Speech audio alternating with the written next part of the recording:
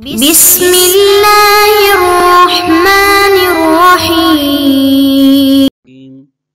بسم اللہ الرحمن الرحیم صلی اللہ علی رسولہ الکریم السلام علیکم ورحمۃ اللہ وبرکاتہ۔ طلاب کرام عزیز، کیسے ہیں؟ امید کرتے ہیں آپ خیر و عافیت سے ہوں گے۔ بدایت المعارف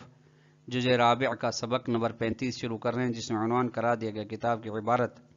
سادس فی امر تعین النبی و رسول سے لے کر النبوۃ و لطف تک۔ آج کے درس میں جو نکات بیان ہوں گے وہ یہ ہیں۔ نمبر 1، نبی اور رسول کو معین کرنے کے راستے بیان کیے جائیں گے کہ کس طرح کسی نبی یا رسول کو خداوند متعال مقرر فرماتا ہے۔ دوسرا نکتہ، امام صادق علیہ السلام کی حدیث بیان کی جائے گی، جس میں انبیاء کرام علیہ السلام کو بیان ثابت معین کرنے کے راستے بتائے جائیں گے، اور اس کے ضمن میں یعنی حدیث کے ضمن میں محقق لاہیجی کا نظریہ بیان کیا جائے گا کہ یہ حدیث امام جعفر صادق علیہ السلام کس محتوا و مقصد کی جانب اشارہ ہے۔ آئیے عبارت کو ملاحظہ فرمائیں۔ فی امر تعین النبی و رسول، چھٹا مرحلہ ہے اس باب نبوت میں، اس بارے میں کہ نبی اور رسول کو معین کس طرح کیا جائے۔ نبی اور رسول کو معین کرنے کے بارے میں یہ سادس مرحلہ ہے۔ وَقَصَرَّحَ الْمُصَنِّفُ، شارح محترم فرماتے ہیں مصنف نے وضاحت کی ہے کہ بِقَوْنِهِ، یہ ضمیر لوٹ رہی ہے تعین کی جانب، تعین النبی و رسول بید اللہ تعالی، نبی اور رسول کو معین کرنا خدا کے ہاتھ میں ہے۔ حیث قال، جب مصنف فرماتے ہیں کما نعتقد انہ تعالی لم یجعل للناس حق تعین النبی او ترشیحہ او انتخابہ، جیسا کہ ہمارا عقیدہ یہ ہے کہ خداوند متعال نے لوگوں کو یہ حق قرار نہیں دیا کہ کسی بھی نبی کو مقرر کریں، معین کریں یا اس کا انتخاب کریں۔ وَلَيْسَ لَهُمُ الْخِيَرَةُ فِي ذَلِكَ، اور لوگوں کو اس بارے میں تعین نبی کے بارے میں کسی بھی قسم کا اختیار نہیں ہے، حتیٰ مشورے تک یہ اختیار نہیں ہے ان کو۔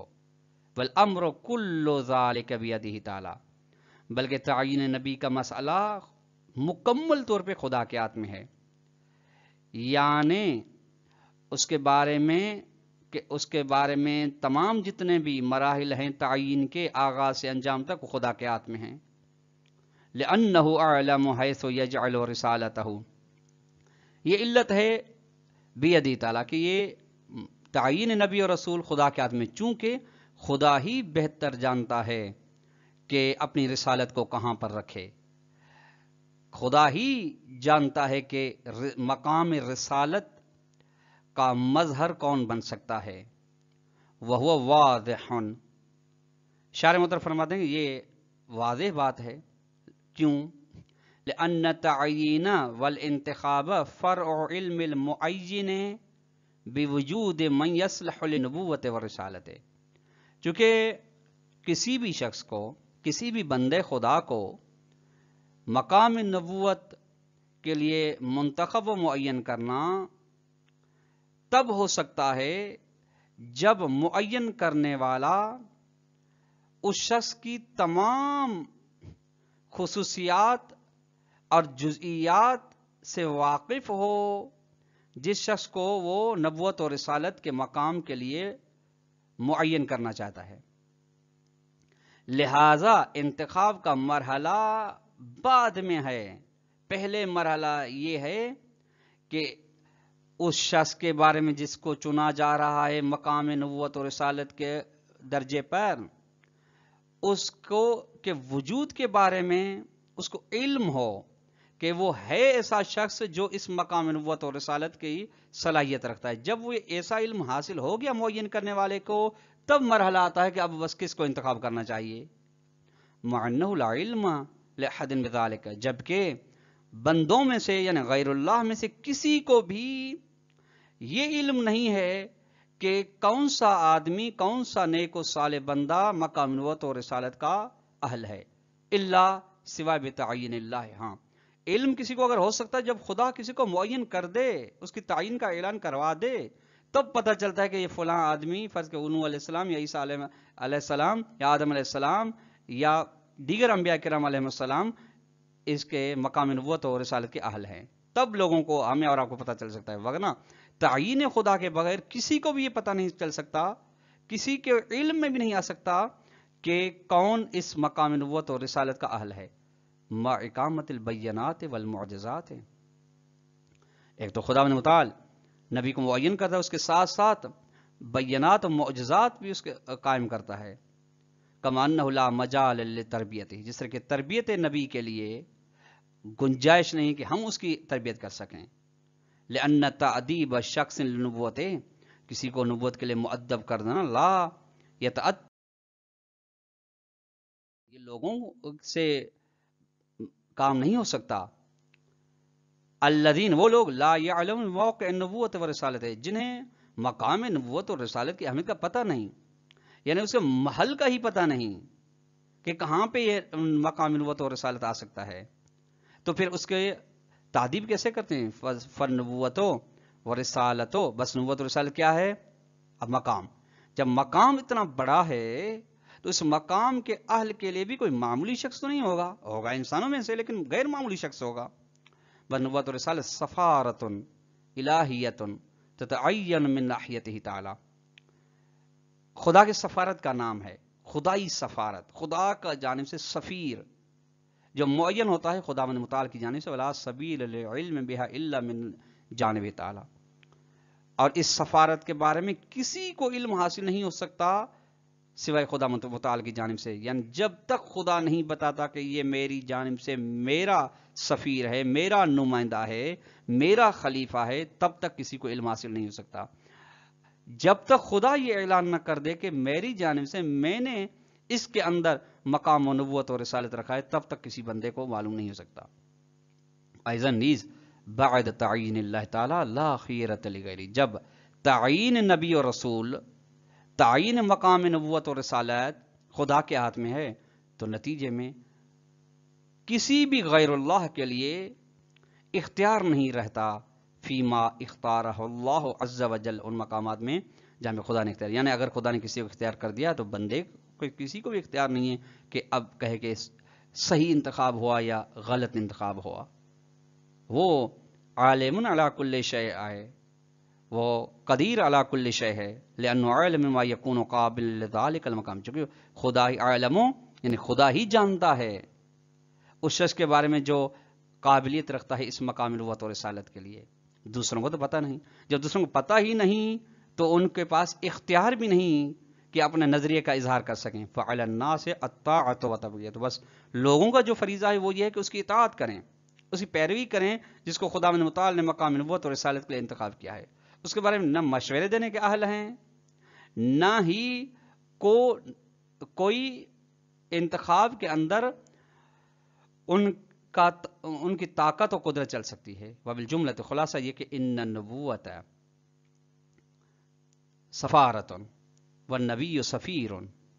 نبوت ایک سفارت الہی کا نام ہے اور نبی سفیر ہوتا ہے خدا کا. وامر سفیر، سفیر کا کام لا یکون، نہیں ہوتا الا بید من ارسلہ، سوائے اس کے ہاتھ میں ہوتا ہے جس نے اسے سفیر بنایا ہے، سفیر بنا کے بھیجا ہے. ولا خیرۃ لأحد فیہ، اور جس نے سفیر بنایا ہی نہیں ہے، حتی بنا بھی نہیں سکتا، تو اسی کو اس کے بارے میں کسی بھی قسم کا اختیار نہیں ہے، نہ اس کے بارے میں کوئی، اس کے کام میں اس کے بارے میں کوئی مشورے دینے کا کام ہے اس کا، نہ ہی اس کے چننے کے بارے میں، تعین کے بارے میں اختیار ہے کسی کو. زندیق شخص کے جواب میں سألہ، جب زندیق نے سوال کیا امام صادق علیہ السلام سے کہ من این اثبت الانبیاء ورسولہ، کون سے راستوں سے آپ انبیاء کو اور رسولوں کو ثابت کرتے ہیں کہ وہ ہیں؟ قال، امام علیہ السلام نے فرمایا انا لما اثبتنا ان لنا خالقا صانعا متعالیا عنا وعن جميع ما خلق، جب ہمیں یقین ہے، جب ہمارے لیے ثابت ہو گیا کہ ہمارا ایک خالق ہے، موجد ہے، بنانے والا ہے، اور وہ ہم سے بلند و بالا ہے، تمام مخلوقات کی رسائی سے بلند ہے. وکان ذالک الصانع حکیما متعالیا، اور ایک بنانے والا ہے، دوسرا پتہ ہے کہ ایسا بنانے والا ہے، ایسا خالق ہے جو حکیم ہے، جب حکیم ہے بلند بالا ہے تو لم یجز ان یشاہد خلقہ، جائز نہیں ہے کہ وہ مخلوقات کا لم یجز ان یشاہدہ خلقہ، ممکن ہے کہ مخلوقات اس کا مشاہدہ کر سکیں، ولا یلامسو ہو، اور مخلوقات اس تک رسائی حاصل کر سکیں، اس کو لمس کر سکیں، بس فیباشرہم ویباشروہ، بس وہ مخلوقات کے ساتھ ہے، ان سے بالکل بیگانہ بھی نہیں ہے، اجنبی بھی نہیں ہے، دور بھی نہیں ہے، بلند و بالا ہے۔ وَيُحَاجِبُهُمْ وَيُحَاجِبُوهُ، بس اس نے اپنے اندر اور لوگوں کے اندر حجاب رکھا ہے، اپنے درمیان اور لوگوں کے درمیان اس نے حجاب رکھا، بس ثبت ان لہ صفراء فی خلقہ، ثابت ہو جاتا ہے، اس سے یہ ثابت ہوتا ہے کہ جب تمام مخلوقات اس کا رسائی حاصل نہیں کر سکتے تو اس کے کچھ سفیر ہیں مخلوقات میں، یعبرون عنہ الی خلقہ وعبادہ، جو خدا کے بارے میں مخلوقات کو بیان کرتے ہیں، مخلوقات تک پیغام پہنچاتے ہیں، بندوں تک پیغام پہنچاتے ہیں، وَيَدُلُّونَهُ عَلَى مَصَالِحِهِمْ وَمَنَافِعِهِمْ، اور لوگوں کی رہنمائی کرتے ہیں ان چیزوں کی جانب جن کے اندر لوگوں کی مصلحت ہے، منفعت ہے، وَمَا بِهِ بَقَاهُمْ، اور ایسی چیزوں کی جانب وہ سفیران الہی لوگوں کی رہنمائی کرتے ہیں جن میں لوگوں کی بقا ہے، وفی ترکی فناہم، اور ایسی چیز کی رہنمائی کرتے ہیں جن کو اگر چھوڑ دیں گے تو ان کی نابودی ہے، فثبت الآمرون والناہون عن الحکیم العلیم فی خلقہ، بس ثابت ہو جاتا ہے کہ کچھ امر کرنے والے ہیں، کچھ نہیں کرنے والے ہیں، کچھ برے کاموں سے روکنے والے ہیں، کچھ خود شقاوت مندی سے روکنے والے ہیں، لیکن وہ کس کی جانب سے؟ اس سے خداوند حکیم کی جانب سے ہیں جو علیم ہے، اس نے ان کو مقرر کیا اپنی مخلوقات میں، والمعبرون عنہ جل وعز، اور اس کے بارے میں وہ بیان کرتے ہیں۔